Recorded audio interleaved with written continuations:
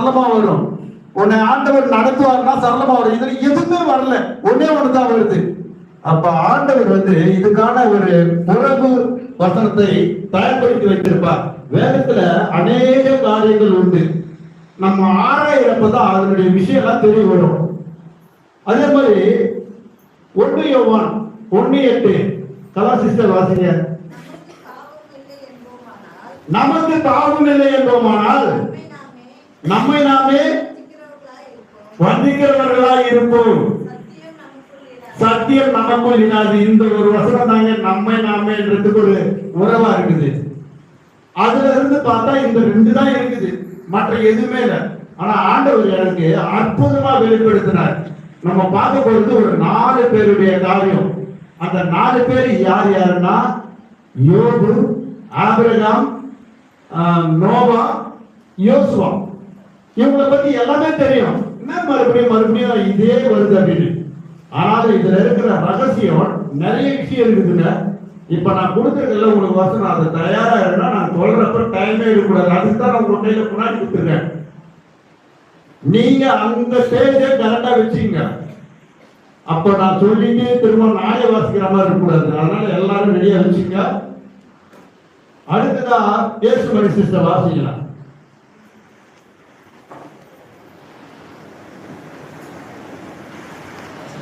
வாசிச்சுட்டோமா? எனக்கு டைம் வேணும். விசுவாசத்தினாலே ஆபிரகாம் தான் சுதந்திரமாக பெறப்போகிற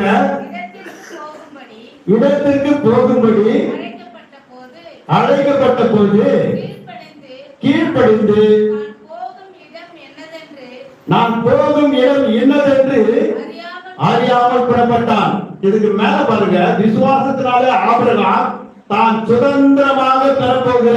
சுதந்திரம்னா என்ன தெரியுமா? சொல்லுங்க பார்க்கலாம். சுதந்திரம் அப்படின்றப்ப அது எதை குறிக்குது?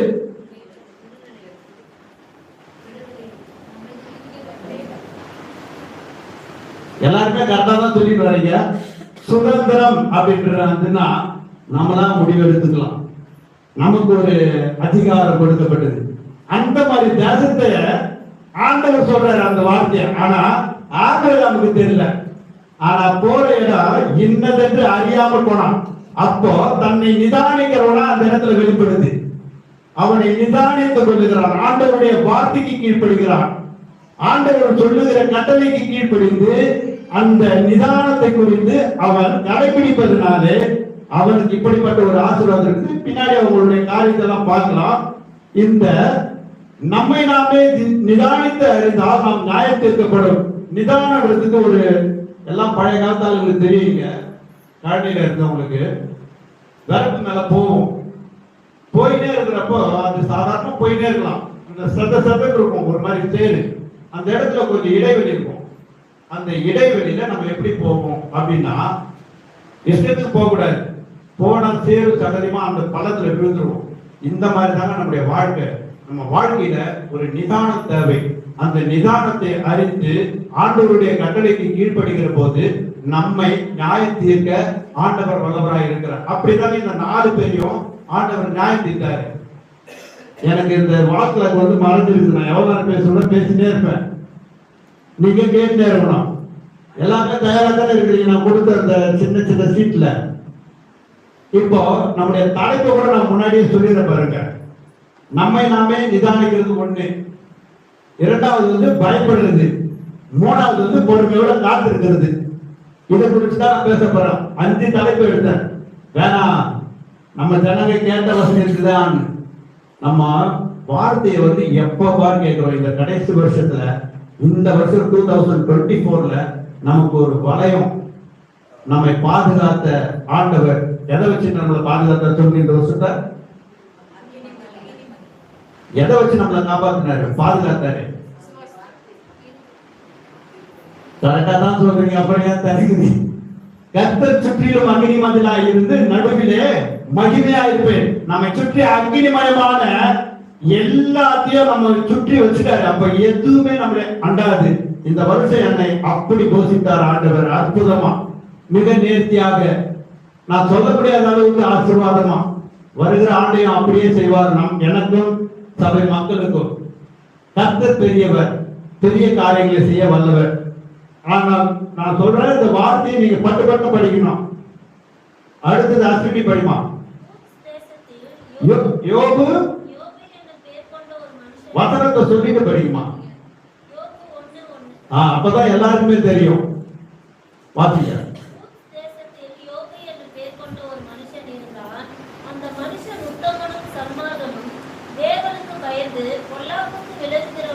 போதுமா? இதை எத்தனை முறை தாங்க சொல்றது அப்படின்னு. என் பேரன் பார்க்குறான் ஒரு நாடகம். நாங்க பார்க்கவே மாட்டோம். நானு, என் பையன், பொண்ணு எல்லாமே நியூஸ், அப்படி இல்லைன்னா ஸ்போர்ட்ஸ். சித்தம் சித்தாவும் சேர்த்தவங்க சொல்லுவோம், என்ன அதே பண்ணினே இருக்கிற, நீ அப்படி பண்ணக்கூடாது, அதே தான் வரும். அந்த மாதிரி இந்த வார்த்தை வந்து நான் எப்பவுமே கேட்டது தானே அப்படின்னு நினைக்கலாம். ஆனா இந்த வார்த்தைக்கு தன்னை நிதானித்துக் கொள்ளுகிற அந்த காரியம் யாரிடத்துல இருக்குதுன்னா யோபு கிட்ட இருக்குது.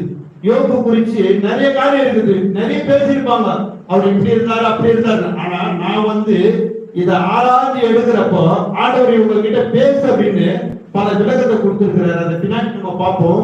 அவன் பயந்தான். இந்த பயந்து எப்படி பயப்படுறான்னா, அவன் நிதானித்துக் கொள்வதனால அந்த பயம் வருது. அந்த நிதானிப்புனாலதான் அந்த பயம் இருக்குது. அந்த பயம் மட்டும் இல்லாம மறுபடியும் ஆசிமா தேசத்திலே யோபு என்னும் பெயர் கொண்ட ஒரு மனுஷன் இருந்தான். அந்த மனுஷன் உத்தமனும் சன்மார்க்கனும் தேவனுக்கு பயந்து பொல்லாப்புக்கு விலகுகிறவருமாய் இருந்தான். இவ்வளவு காரியத்துக்கும் விலகுறாங்கப்பா. அப்போ ஆண்டவருக்காக பயந்து நடக்கிறான். தன்னை நிதானிப்பதனாலதான் அப்படிப்பட்ட எல்லா காரியத்தை விட்டு விலகி இருக்கிறான். நாமும் அப்படி போல யோபு போல விலகி இருந்தோமானால் நம்மை கர்த்தர் ஆசீர்வதிக்க வல்லவராய் இருக்கிறார். சங்கீதம் 112:1 வாசிமா மகிழமா. அல்லேலூயா, கர்த்தருக்கு பயந்து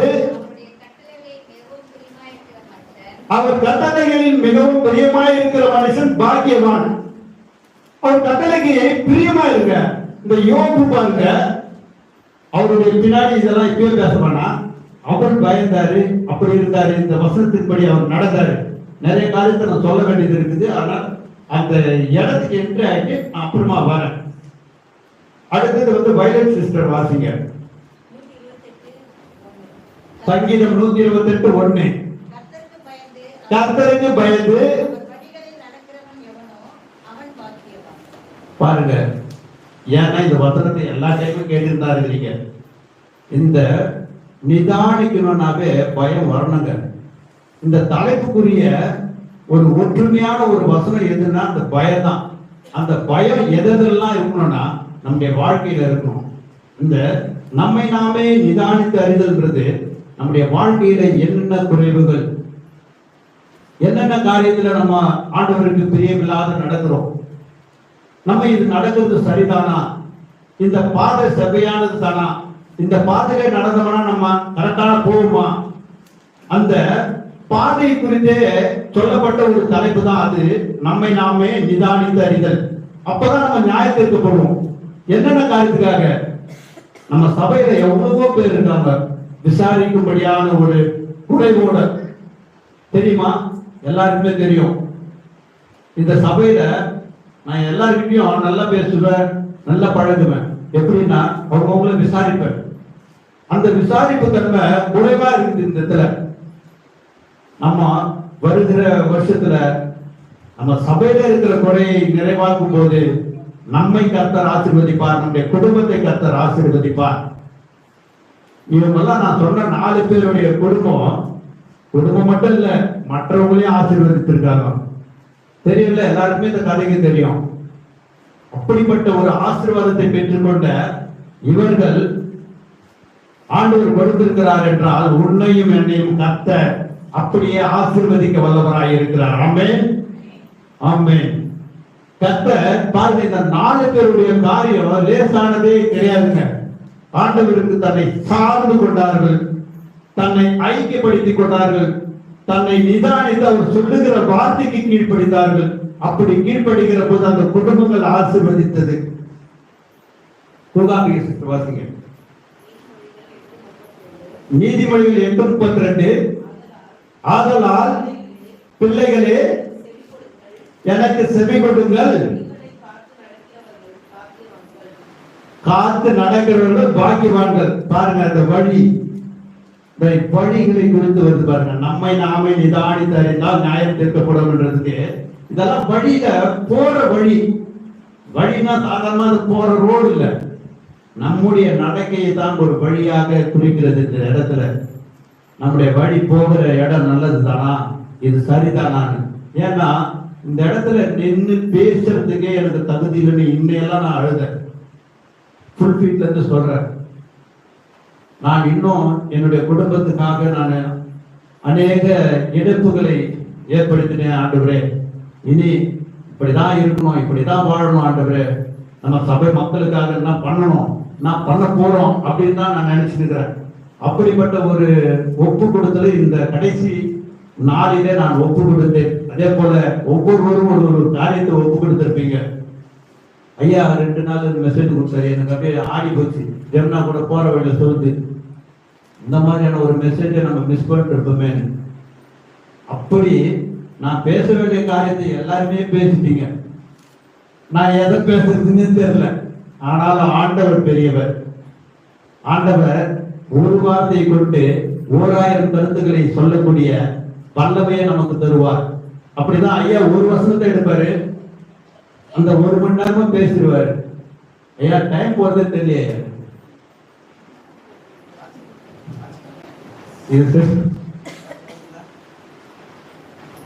அடுத்ததா பாஸ்டர்மா வாசிக்குமா? ஏசாயா 41:10. பயப்படாதே, நான் உன்னுடனே இருக்கிறேன், திகையாதே, நான் உன் தேவன், நான் உன்னை பலப்படுத்தி உனக்கு சகாயம் பண்ணுவேன், என்னுடைய பரிசுத்த கரத்தினாலே உன்னை தாங்குவேன். இந்த வசனம் எல்லாருக்குமே தெரியுங்க. அங்க பயப்படுகிறாரு, இங்க பயப்படாதுன்றாரு. அப்போ என்ன இதுல இருந்து என்ன காரியம் வெளிப்படுது? அங்க பயப்படுன்னு சொல்றாரு. அந்த யோபும் பயந்தான், பல்லாப்புக்கு விலகுறான். ஆனா இந்த இடத்துல பயப்படாதுன்றாரு. தேவனுக்கு மாத்திரமே பயப்படுகிற போது ஆண்டவர் இப்படியாய் நம்மை பலப்படுத்தி சகாயம் பண்ணுகிறவராய் காணப்படுகிறார். தேவனுக்கு முதலாவது பயத்தை நம்ம கொண்டு வருவோமானால் ஆண்டவர் இவ்விதமாய் ஆசீர்வதிக்க வல்லவராய் இருக்கிறார். ஹரிணி, ஆதியாகமம் 7:1 வாசிமா. கர்த்தர் நோவாவை நோக்கி, நீயும் உன் வீட்டார் அனைவரும் பேழைக்குள் பிரவேசிங்கள்,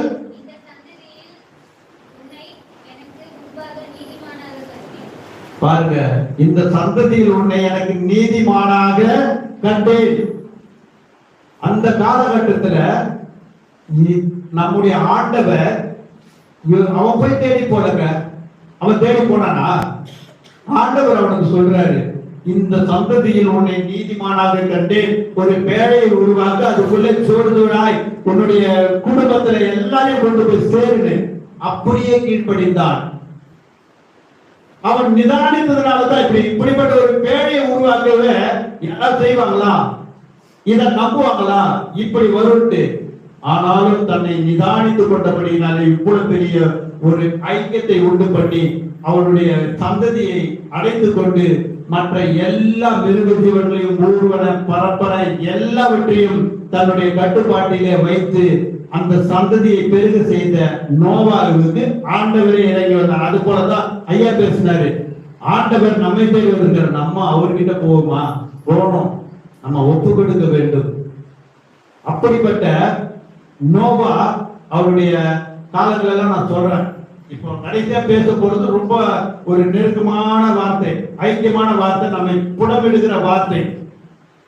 இவ்வளவு பெரிய சந்ததியை உருவாக்கக்கூடியதான ஜெகதீசன்.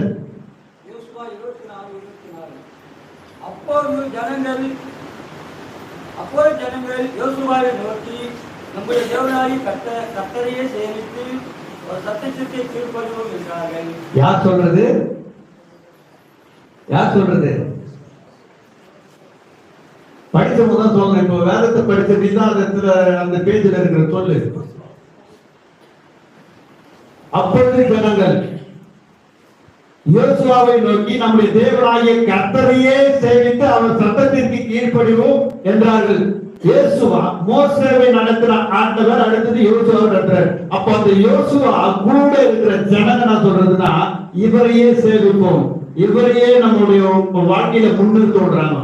அப்போ அந்த ஜனங்களும் ஒரு நிலைப்பாட்டுக்குள்ள வந்திருக்கிறாங்க, நிதானித்து இருக்கிறாங்க.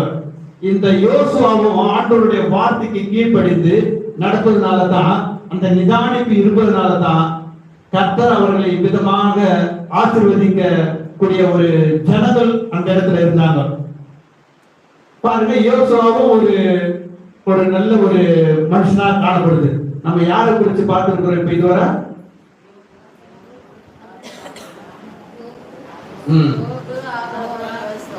யோசுவா, நோவாவையும் பார்த்துட்டோம், எல்லாரையும் பார்த்துட்டோம். இப்ப அதுக்கு வரதான பின்னாடி காரியங்களை பார்க்கலாமா? இப்படிப்பட்ட ஒரு 4 பேரும் சாதாரணமான ஒரு ஆசீர்வாதத்தை பெறலங்க அவங்க. ஏன்னா இந்த காரியம் எல்லாருக்குமே தெரியும், ஆனா அவங்க நிதானிச்சிருக்கிறாங்க பாருங்க, அதுதாங்க பெரிய விஷயம். மகாமா வாசிங்க.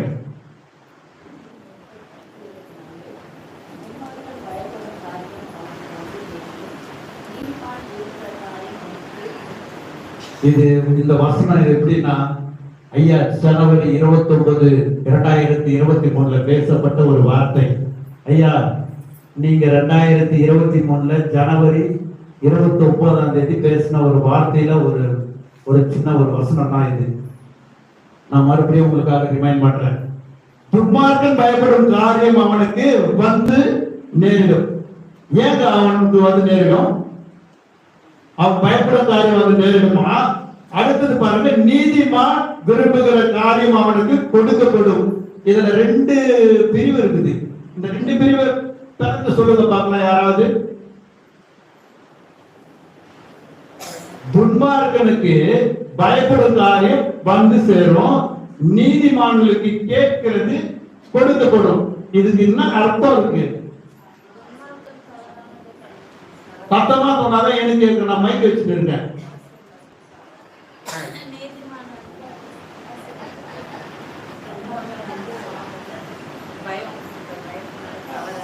பரவாயில்ல தம்பி ஸ்டீபன், அதுல ஒரு டம்ளர் எடுத்து அவங்க கிட்ட கொடுப்பா.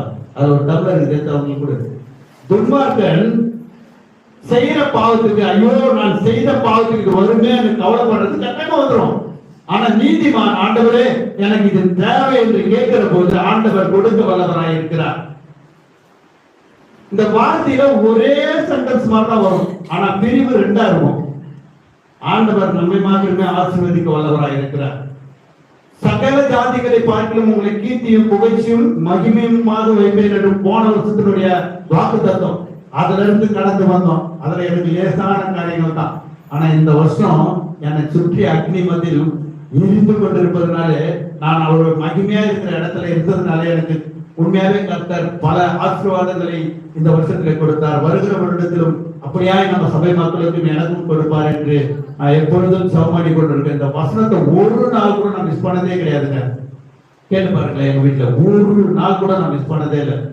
அப்படி அந்த வசனத்தை பண்ணி தியானிப்பேன். ஆனா ஐயாவுடைய மெசேஜ் கேட்கிறப்ப இதுவே லேசானதான், ஏதோ படிக்கிறோம் ஏதோ போறோம். ஆனா இந்த ஊர் தேசத்திலே ஒரு மனுஷன் இருந்தான்னு சொல்றாங்க, அது எல்லாருக்குமே தெரியும். ஆனா அந்த வார்த்தை யாருக்கு போறோம்னா, நேத்தோ முந்தானாலோ இல்ல ஒரு 10 நாளுக்கு முன்னாடியோ 1 மாசத்துக்கு முன்னாடி ரசிக்கப்பட்டவங்க தான் போக வேண்டிய வார்த்தையா இருந்தது. ஏன்னா சொல்றது ஒரு மனுஷன், அவரை பத்தி நம்ம ஹிஸ்டரியே தெரியும். அப்படிப்பட்ட காரியத்தை வெளிப்படுத்துகிறவர் நம்முடைய ஆண்டவர். யார் கடைசியா வாசித்தீங்க? மகாமாவா? ஸ்டீபன் மூப்பரையா? நீதிமொழிகள் 31:10 அப்புறம் 31:30 ஒரே வாசிப்பாரு, கேளுங்க. குணசாலியான ஸ்ரீ கண்டுபிடிப்பவன் யார்? வாசிங்க. அழகும் கர்த்தருக்கு பயப்படுகிற துதியோ சூழப்படலாம். ஏன் இதை சொல்றேன்னா, நான் ஆண்களை குறித்தே பேசிக் கொண்டிருக்கிறேன். ஆபிரகாமும் ஆண்கள் தான், யோசுவாவும் ஆண்கள் தான், நோவாவும் ஆண்கள் தான். உங்களையும் ஆண்டவர் இப்படியாய் உங்களை கர்த்தர் சொல்லுகிறார். நீங்கள் குணசாலியான ஸ்திரியாய் இந்த சபையில எழுப்ப வேண்டும். அதற்கான காரியத்தை நீங்கள் நடப்பிக்கும் போது கர்த்தர் உங்களையும் உங்கள் குடும்பத்தையும் வர்த்திக்க பண்ணுவார். நமக்கு எவ்வளவோ குறைவுங்க. நம்ம எதையுமே ஒரு கானான் தேசத்துக்கு போறது கூட எவ்வளவு பாடுகள், எவ்வளவு வேதனைகள், எவ்வளவு முறுமுறுப்புகள். நம்முடைய வாழ்க்கையிலும் முறுமுறுப்பை குறைக்க வேண்டுங்க. முறுமுறுப்பு இல்லாத ஒரு வாழ்க்கையை கொண்டு வரும்போது உண்மையாவே நம்முடைய குடும்பம் ஆசீர்வாதம் தான். அது குடும்பத்திலையும் சரி, சபையிலையும் சரி, மற்ற இடத்துலயும் சரி நம்மை தயார்படுத்திக் கொள்ள வேண்டும். இந்த கடைசி காலத்துல ஆண்டவர் உண்மையாவே நமக்கு ஒவ்வொரு வார்த்தையும், அவர் சொல்ற ஒவ்வொரு வார்த்தையும் நம்ம ஆராயும் போது தான் தெரியுது. இந்த வார்த்தை தலைப்பு எனக்கு உண்மையாவே ஒரு சங்கடமான ஒரு தலைப்பா தான் இருந்தது. ஆனா நான் படிச்சு இது பண்றப்போ எனக்கு ஆண்டவர் ஒவ்வொரு காரியத்தையும் வெளிப்படுத்தினே இருந்தாரு. அந்தபடியே இந்த தலைப்பு 3ல பொறுமையாய், எபிரேயர் 6:15 யாருக்கா கொடுத்திருக்கா? அந்தபடியே அவன் பொறுமையாய் காத்திருந்து வாக்குத்தத்தம் பண்ணப்பட்டதை பெற்றான். யாருங்க? யாருமா சொன்னது? கூகாமிக்கு டம்ளர் கூகாமி சிஸ்டர் கூட. ஆபிரகாம் அந்த இடத்துல நம்ம என்ன வாசிச்சோம்? அவனுக்கு சொல்ற இடமே இன்னதென்று அறியாமல் போனான். ஆனா ஆண்டவர் என்ன சொல்றாருன்னா, அது ஒரு சுதந்திரமான தேசம் சொல்றாரு. இப்படி ஆபிரகாம் வாக்குத்தத்தம் பண்ணப்பட்டதை பெற்றான்னு நம்ம பார்க்கிறோம். அதுக்கு அடுத்தது ஆதியாகமம் 21:11.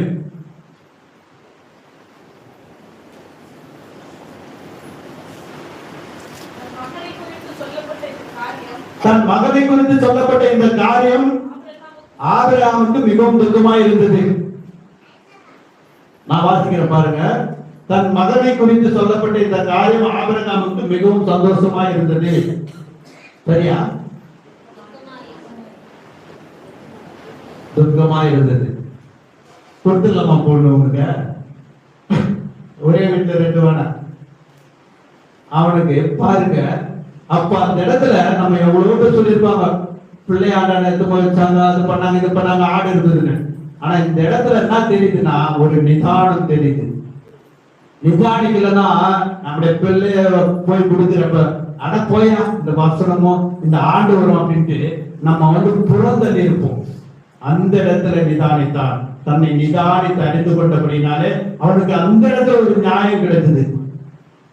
ஆபிரகாமுக்கு எவ்வளவோ வார்த்தை ஆபிரகாமை பத்தி பேசிக்கலாம். ஆனா அந்த இடத்துல அவன் நிதானித்ததுனாலதான் இப்படிப்பட்ட ஒரு ஆசீர்வாதம். அந்த நிதானிப்பு எல்லாம் எல்லாருக்குமே வந்துடாது. யோபு 42 யோபு குறிச்சு பார்த்துக்கலாம். யோபு கிட்ட போயிடலாமா? யோபு 42:2. தேவரே சகலத்தையும் செய்ய வல்லவர், நீ செய்ய நினைத்தது தடைபடாது என்பதை அறிந்திருக்கிறேன். எந்த இடத்துல சொன்னாரு அவரு? போட்னு ஒரு பெரிய ரிசெப்ஷன்ல போயிட்டு கலந்துக்கிறப்ப சொன்னாரு. கரெக்ட் தானே? கரெக்டா? அவனை அவனே பார்க்க முடியாத ஒரு நிலைமை. ஆனாலும் ஆண்டவர் பெரிய காரியங்களை செய்வார் அப்படின்னு அவன் நம்பினதுனால தன்னை நிதானித்துக் கொண்டான். நம்மளும் நம்முடைய வாழ்க்கையில நிதானத்தை கடைபிடிக்க வேண்டும். நம்முடைய வழிகளிலே கடைபிடிக்க வேண்டிய காரியத்தை கடைபிடிக்க வேண்டும். நம்முடைய குடும்ப நடத்தையிலே எப்படி இருக்க வேண்டும் என்று கடைபிடிக்க வேண்டும். பிறரிடம் பழகுவதிலே நம்முடைய நடத்தையை சரி பார்த்துக் கொள்ள வேண்டும்.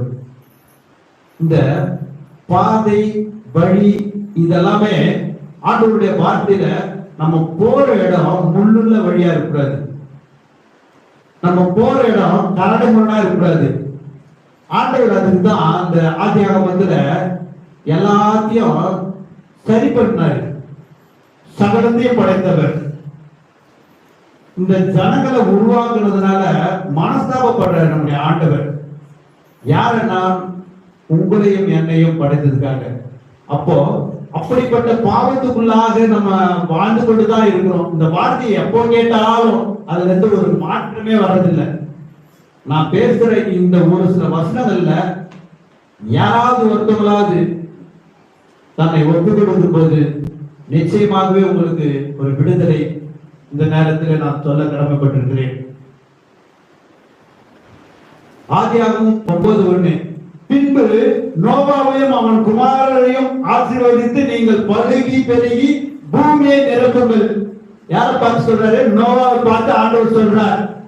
அதே போலதான் கர்த்தருக்கு பயந்தவனாய், கர்த்தருக்கு கீழ்ப்படிந்தவனாய், கர்த்தர் சொல்லுகிறதை கேட்டு அதன்படி ஒரு பேழையை உருவாக்கி எல்லாவற்றையும் அதில் அடைந்து அதிலிருந்து மீண்டு தன்னுடைய குடும்பங்களை தன்னுடைய எல்லா காரியங்களையும் நேர்த்தியாய் செய்து அவனுடைய வாழ்ந்த வயது என்ன? இவ்வளவு காரியத்தையும் செய்த ஜலப்பிரளயம் ஏற்பட்ட போது அந்த வருஷம் அவனுக்கு என்ன வயசு? யார் 500? வேற யாரா சொல்ல விரும்புறீங்களா? சொல்லுங்க, தைரியமா சொல்லுங்க. நல்லா இருக்கு. தப்பா சொன்னா கூட பிரைஸ் தரேன். சத்தமா சொல்ல, கையை தூக்கி சொல்லணும். பாருங்க, பைபிள் பார்த்து கூட சொல்லுங்க. அது சொன்னா பரவாயில்ல, ஒண்ணு கொடுப்பா. 600 வயசு. ஜலப்பிரளயம் முடிஞ்சு எத்தனை வருஷம் அவர் உயிரோடு இருந்தார்? 500. பரவாயில்ல, நானும் பெரிய ஞானி கிடையாது. ஆண்டவருடைய வார்த்தை இப்பதான் அறியணும்னு ஒரு ஆசை வந்துருக்குது. 350 வருஷம் அவனுடைய ஆயுசு நாட்கள் 950. அப்போ இவ்வளவு வருஷம் ஒரு ஆசீர்வாதத்தை அவன் பெற்றுக்கொண்டு பழுகி பெருகப்பட்டபடியான ஒரு ஆசீர்வாதத்தை ஆண்டவர் அவனுக்கு கட்டளை இருக்கிறான். அவன் தன்னைத்தானே நிதானித்து அறிந்து கொள்ளும் போது, அறிந்து கொண்டபடினாலேதான் ஆண்டவருடைய வார்த்தைக்கு கீழ்ப்படிந்து அப்படியான ஒரு பேழையை உருவாக்கி தன்னை காத்துக் கொண்டான், தன்னுடைய குடும்பத்தையும் காத்துக் கொண்டான். அப்படிப்பட்டவருடைய நம்ம ஆண்டவர் வல்லமை உள்ளவர், மகத்துவம் உள்ளவர், மாறாதவர். அப்படிப்பட்ட ஒரு ஆண்டவரை நம்ம எப்படி சேரணும்னா நம்முடைய வழிகளை அவருக்காக ஒப்புக் கொடுக்க வேண்டும். ஐயா சொன்ன மாதிரி அவர் நம்ம கிட்டதான் இருக்கிறாரு, ஆனா நம்ம அவர்கிட்ட போக மாட்டேன்றோம். அவர் எப்பவுமே நம்மளை பார்த்துட்டு தான் இருக்கிறாரு, ஆனா நம்ம அவரை பார்க்க மாட்டேன்றோம். எதை பார்க்கணும்னா நம்ம காரியங்களை சரி செய்து கொள்ள வேண்டும். நம்முடைய வாழ்க்கையில குறைவுகளை நிறைவாய் மாற்றிக் கொள்ள வேண்டும். எவ்வளவு பெரிய பொக்கிஷங்கள் நமக்கு ஆண்டவர் கிடைச்சது. 10 நிமிஷம் இருந்தா இந்த டைம் பார்த்தே எனக்கு நேரம் போயினே இருக்கும். ஆனா ஆண்டவர் மிக நேர்த்தியா பேசக்கூடிய ஒரு வார்த்தையை நமக்கு கொடுத்திருக்கிறார். யோசுவா 1:5 நீ உயிரோடு இருக்கும் நாளெல்லாம் ஒருவனும் உனக்கு முன்பாக எதிர்த்து நிற்பதில்லை. நான் மோசையோடு இருந்தது போல உன்னோடும் இருப்பேன். நான் உன்னை விட்டு விலகுவதும் இல்லை, உன்னை கைவிடுவதும் இல்லை. யார் பார்த்து சொல்றாருன்னா யோசுவா பார்த்து ஆண்டவர் சொல்றாரு, உயிரோடு இருக்கும் நாளெல்லாம். அப்படிப்பட்ட ஒரு வார்த்தை இவங்களுக்கு கிடைக்குதுன்னா உனக்கும் எனக்கு கிடைக்க லேசான காரியம். அப்போ அவருடைய வார்த்தைக்கு கீழ்ப்படிந்த மைக்கு வேற எதனா கொடுக்குறீங்களா? அவருடைய வார்த்தைக்கு இவங்க 4 பேரும் கீழ்ப்படிந்ததை நம்ம பார்க்கிறோம். அவங்களை பத்தி நமக்கு எல்லாமே தெரியும். கணியம் தான் உங்களுக்கும் கேட்கும், எனக்கும் ஒரு சந்தோஷமா இருக்கும். சங்கீதம் 146:5 இவங்க வாசியமா.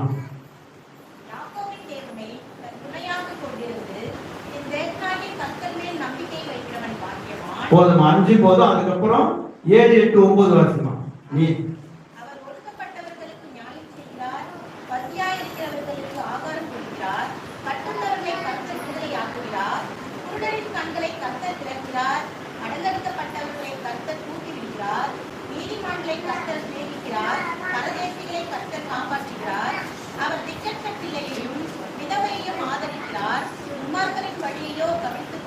போதுமா? போதும். இந்த பாட்டு பாருங்க, நம்ம வாசிக்க தெரிந்து கொள்ளப்பட்டதான வேத பாடல் யாக்கோபின் தேவனை தன் துணையாக கொண்டிருந்து தன் தேவனாகிய கர்த்தர் மேல் நம்பிக்கை வைக்கிறவன் பாக்கியவான். இந்த 4 பேரும் நம்பிக்கை வச்சாங்க. இந்த 4 பேரும் நம்பிக்கை வச்சது இல்லாம கர்த்தருடைய ஆசீர்வாதத்தை எப்படிலாம் அனுபவிச்சாங்க, எப்படியெல்லாம் சுதந்திரிச்சாங்க அப்படின்றத நம்ம ரொம்ப ரொம்ப இவங்களை பத்தி நிறைய இடத்துல கேள்விப்பட்டிருப்போம்.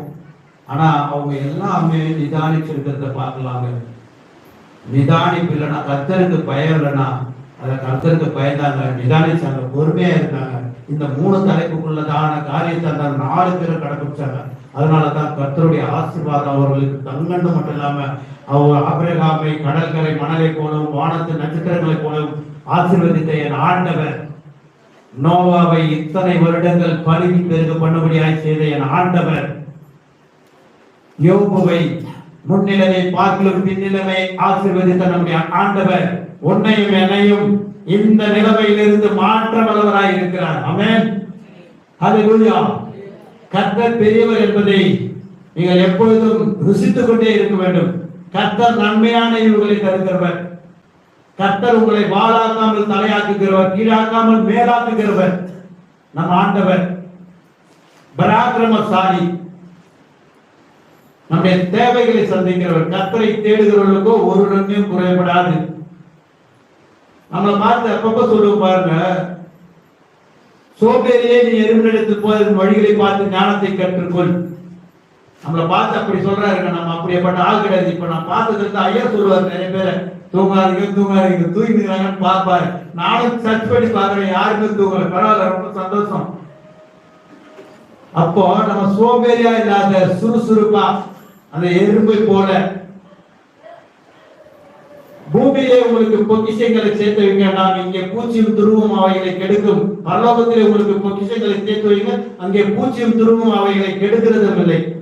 அப்ப பாருங்க, நம்ம பரலோகத்துக்கான காரியத்தை சேர்த்து வைக்கணும். இந்த 4 பேரும் பாத்தீங்கன்னா எவ்வளவு விதவிதமாய் இவங்க ஆண்டவருடைய இந்த யோபு அந்த நிலைமையிலையும் கர்த்தர் செய்வார்னு அவன் நம்புறான்.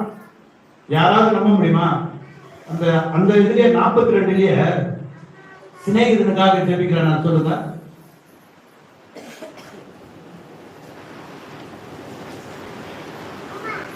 யோபு தன் சிநேகிதனுக்காக வேண்டுதல் செய்தபோது கர்த்தர் அவன் சிறையிருப்பை மாற்றினார். போதும் போதும் போதும். அவனுடைய சிநேகிதனுக்காக வேண்டுதல் செய்கிற போது அவனுடைய சிறையிருப்பை மாற்றி இரட்டத்தனையான ஆசீர்வாதத்தை தந்துறாரு. இந்த கடைசி வசனத்தை வாசிங்க.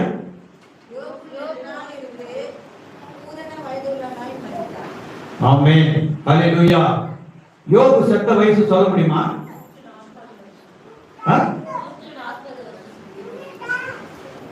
யார்தான் முதல்ல சொல்றது? அப்ப ஏன் நெடுநாள் இருந்து வருது?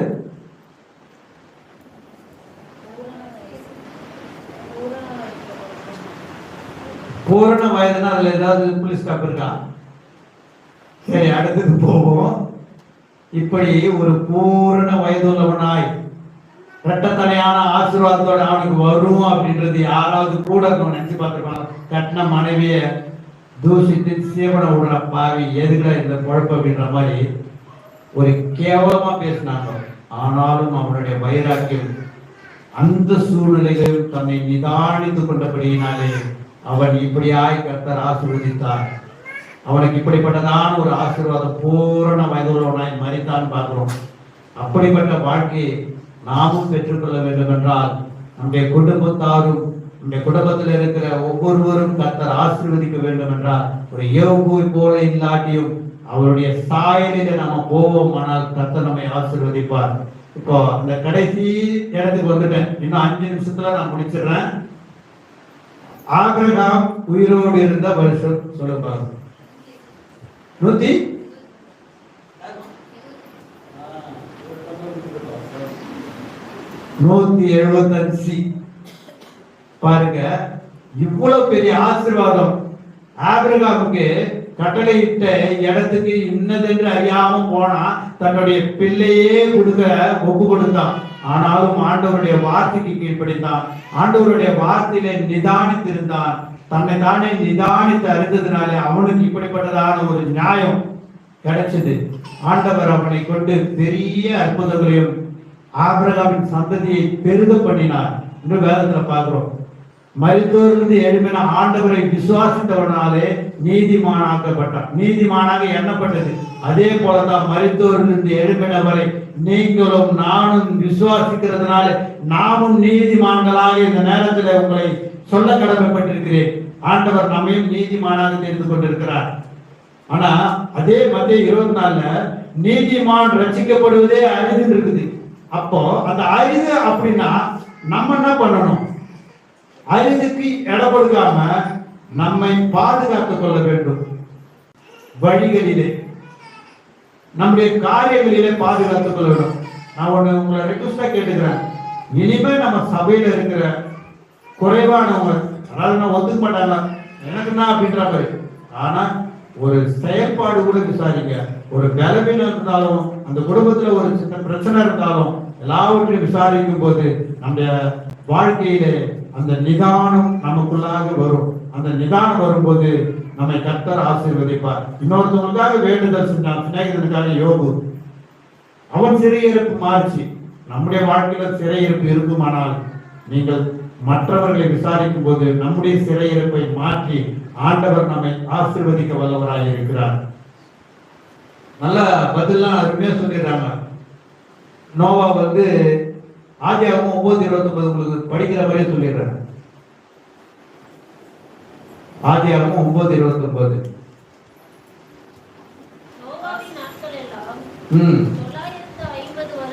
ஏன்னா அது தெரிஞ்சுக்கிற எல்லாருமே மற்றவங்களாம் 950 வருஷம்.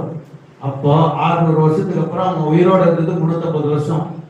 ஏன்னா ஒரு சிலர் படிக்காத கேட்டவங்க மட்டும் இருப்பாங்களா, அதனால அவங்களும் தெரிஞ்சுக்கணும்.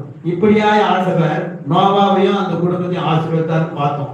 அப்புறம் ஜலப்பிரளயம் எத்தனை நாள் இருந்தது? எல்லாருமே சொன்னீங்களா? எத்தனை டம்ளர் வாங்கி தருது? தர முடியாது. கர்த்தர் இப்படியாய் ஆபிரகாமை ஆசீர்வதித்தார், நோவாவை ஆசீர்வதித்தார், யோபுவை ஆசீர்வதித்தார், யோசுவாவை ஆசீர்வதித்தார். அவங்க எல்லாமே அந்த நிதானிப்பை கட்டளையிட்டு அந்த கட்டளையின்படி கீழ்ப்படித்தார்கள். எப்பவுமே ஆண்டவர் சொல்றது கட்டளைக்கு கீழ்ப்படிங்கன்னு தான் சொல்லுவாரு. இந்த வார்த்தைக்கு கீழ்ப்படிங்கன்னு தான் சொல்லுவார் ஆண்டவர். அதுக்கு கீழ்ப்படிய வேண்டும். கர்த்தர் நம்மை எப்பொழுதும் நடத்துகிறவர். கர்த்தர் நம்மை எப்பொழுதும் விசாரிக்கிறவர். கர்த்தர் நம்மை ஆளுகை செய்கிறவர். அவர் நம்ம ஆளுகை செய்யணுங்க. ஆளுகை செய்யறதுக்கு நம்ம ஒப்பு கொடுக்க வேண்டும். நம்ம யாருமே அவர்கிட்ட போறது இல்லை. அப்படிப்பட்ட ஒரு ஆண்டவரை இந்த நேரத்திலே நாம் ஒப்பு கொடுப்போமானால் நம்முடைய காரியங்களிலே கர்த்தர் பெரிய காரியங்களை செய்வார். இந்த நேரத்துல என்னன்னா, இந்த வார்த்தை பெரிதா இருக்கலாம், ஒரு சிறுசா இருக்கலாம், இல்லை என்னுடைய பேச்சு குறைவா இருக்கலாம். ஆனா இதுல இருக்கிற ஒரு வசனமா நம்மை அறிந்து ஆராய்ந்து கொள்ளுகிற பக்குவம் நமக்குள்ள வர வேண்டும். அப்படி ஆராயும் போது இந்த வசனத்துல நான் பேசுனது பிழையா இருந்தாலும், நான் பேசின விதம் தவறா இருந்தாலும், நீங்கள் சரி செய்து கொண்டு இதை தியானிக்கிற போது உண்மையாவே கர்த்தர் பெரிய ஒரு அற்புதத்தை செய்ய வல்லவராய் இருக்கிறார். நம்ம சபையில நிறைய பேர் நல்லா செபிக்கிறவங்களாகவும் இந்த வேதத்தை அறிந்திருக்கிறவர்களாகவும் நல்ல ஒரு மெசேஜ் கொடுக்கிறவங்களாகவும் இருக்காங்க. ஆனா யார் எதை பேசினாலும் அதுல இருக்கிற வார்த்தையை உறிஞ்சி கொள்ளுங்க, உறிஞ்சி எடுத்துங்க. ஆண்டவரே, இந்த வார்த்தை எனக்கு தான் பேசினேன் ஆண்டவரே, இந்த வழி என்னதான் சரியில்லை ஆண்டவரே, இந்த வழியை நான் என்ன பண்ணணும் ஆண்டவரே, இந்த வழி போறது சரிதானா, இது நான் பண்றது நல்லதுதானா, நான் எப்படிதான் ஆண்டவரே பண்ணணும், எனக்கு நீ பேச ஆண்டவரே, நீ பேச ஆண்டவரேன்னு சொல்லுங்க. இந்த எரேமியா ஒரு வசனம் இந்த நேரத்துல நான் சொல்ல, எரேமியா 32:1 வசனம், 38:1.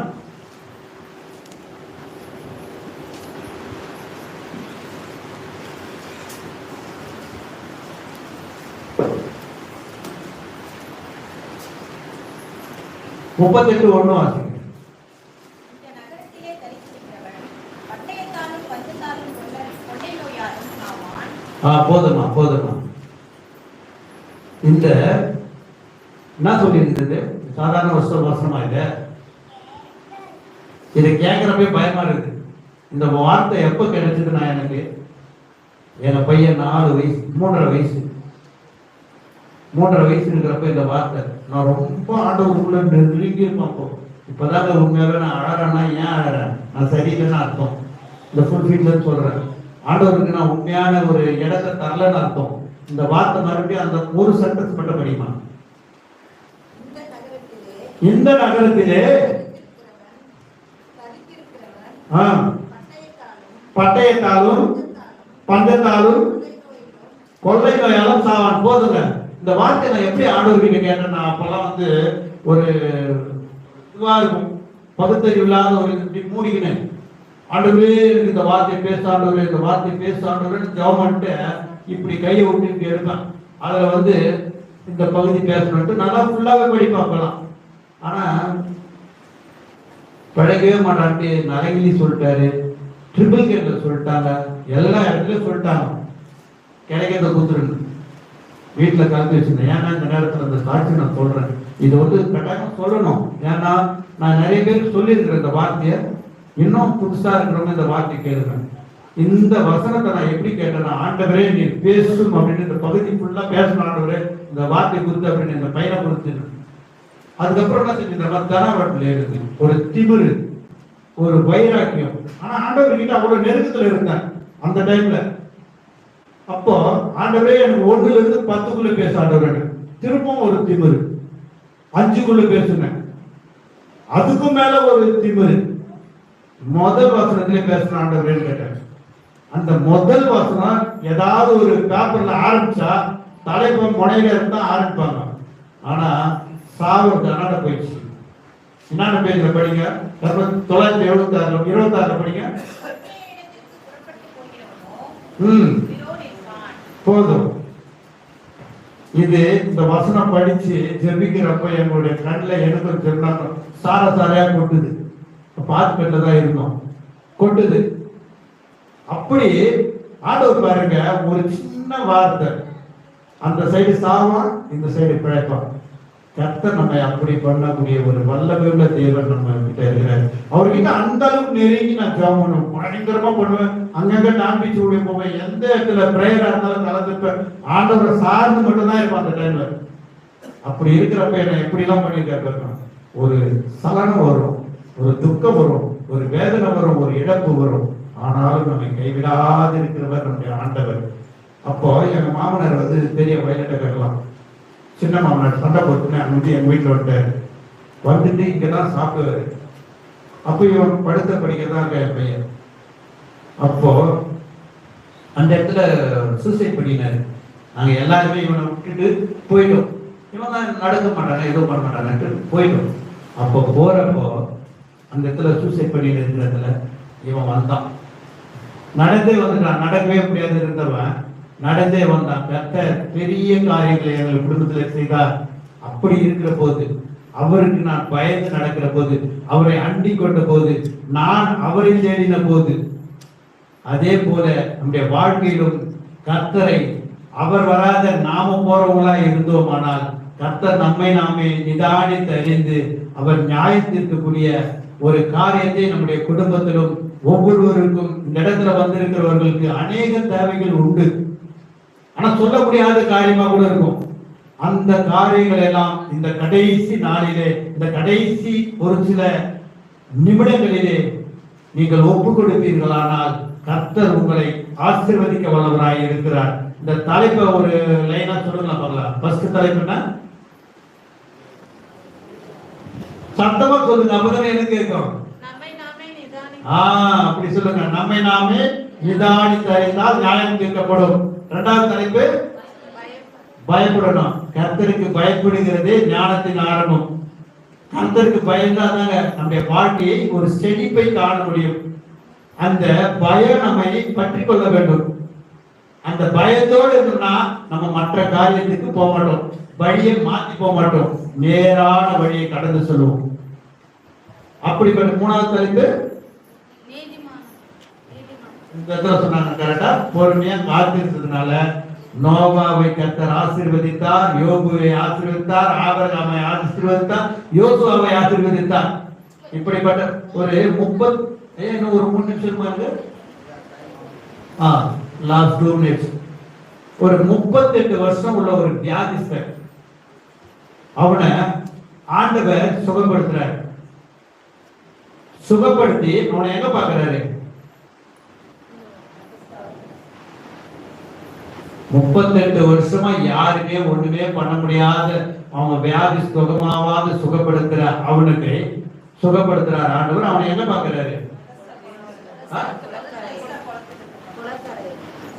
அதுக்கு அப்புறம் சுகப்படுத்தினதுக்கு அப்புறம் எங்க பாக்குறாரு? அப்படி பார்த்து அவங்க கிட்ட என்ன சொல்றாரு? பாஸ்டர்மா ஒண்ணு கொடுத்துருப்பாங்க, இனி பாவம் செய்யாதே.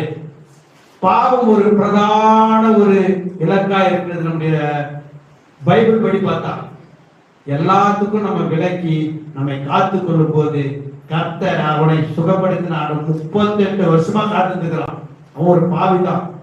சகேயு கூட ஒரு பாவிதான். அவன் காத்திருந்தான், தன்னை அறிந்து கொண்டான். அவனுடைய குடும்பம் முழுவதும் ரட்சிக்கப்பட்டது. இன்றைக்கு ரட்சிப்பு வந்து பார்க்கும் சகேயு கூட. இப்படி அந்த யூதாஸ் காரியத்தை பத்தி ஒரு சின்னதா ஒரு சொல்லிட்டு முடிக்கலாம், எல்லாமே முடிச்சிடலாம். ஏன்னா 2 மினிட்ஸ் தான் ஐயா கொடுக்குறாரு. யூதாஸ் காரியத்தை வந்து எத்தனை காசுக்காக காட்டி கொடுத்தான்? சாதாரணமா சொல்லலாம், எல்லாருமே தெரியும். ஏன்னா 30 வெள்ளிக்காசு அதையும் சொல்லுங்க, அதுவும் தெரியும். அதை காட்டி கொடுக்கணுன்ற ஆண்டவருடைய இந்த காரியம் நிறைவேறும்படியான ஒரு காரியமா இருக்குது. அப்ப யார் வேணாலும் காட்டி கொடுக்கலாம். ஆனா காட்டி கொடுத்தவன் தன்னை அறிந்து கொண்டானா இல்லையா? அந்த காசு என்ன பண்ணான்? தூக்கி அடிச்சுட்டு அவன் என்ன சொன்னான்? நாண்டு கொண்டு செத்தான். அதுக்கு முன்னாடி என்ன சொன்னான் அவங்க கிட்ட? குற்றமற்றவரை காட்டி கொடுத்துட்டு அவன் சஞ்சலப்படுறான், வேதனைப்படுறான், துக்கப்படுறான். அப்படியாப்பட்ட ஒரு குற்றமற்றவரை காட்டி கொடுத்த யூதாஸ் காரியத்தையே அப்படி சஞ்சலப்பட்டு நாண்டு கொண்டு செத்தான் என்று வேதத்துல பார்க்கிறோம். உன்னையும் என்னையும் பார்த்து சொல்லுகிறார், நாமும் கர்த்தருடைய பரிசுத்தமான ரத்தத்தினாலே கழுவப்பட்டு இருக்கிறோம். ஐயாவே அந்த அதே நாள்ல சொன்ன வார்த்தை ஒன்று சொல்ற பாருங்க, ஆடையோ காலையோ பலியிட்டு நம்மை மீட்டெடுக்கவில்லை, கர்த்தருடைய பரிசுத்தமான ரத்தத்தினாலே, அவருடைய ரத்தம் சிந்து சிலுவையிலே பாடுகளை ஏற்றுக்கொண்டு துக்கங்களை ஏற்றுக்கொண்டு நம்மை மீட்டெடுத்திருக்கிறார். கர்த்தர் தாமே ஒவ்வொரு நாளும் சபை மக்களையும் சபை தேவைகளையும் சபை காரியங்களையும் இன்னும் சபைக்கான எல்லா முன்னேற்றங்களையும் கர்த்தர் இந்த நேரத்திலே நினைவு கூறுவார் என்று இந்த வார்த்தையினாலே பேசப்பட்ட நாலு பரிசுத்தவான்களையும் 4 பேர் அந்த கீழ்ப்படுதலையும் தெரிந்து கொண்ட நம்முடைய சபை மக்கள் தன்னை ஒப்பு கொடுத்து அப்படிப்பட்டதான ஆசீர்வாதங்களை பெற்றுக்கொள்ள வேண்டும் என்று இந்த நேரத்திலே கர்த்தர் தாமே இந்த திருவசனங்களை ஆசீர்வதிப்பாராக என்று கூறி உங்களிடத்திலிருந்து விடைபெறுகிறேன். ஆமென், ஆமென், ஆமென். அல்லேலூயா, அல்லேலூயா, அல்லேலூயா.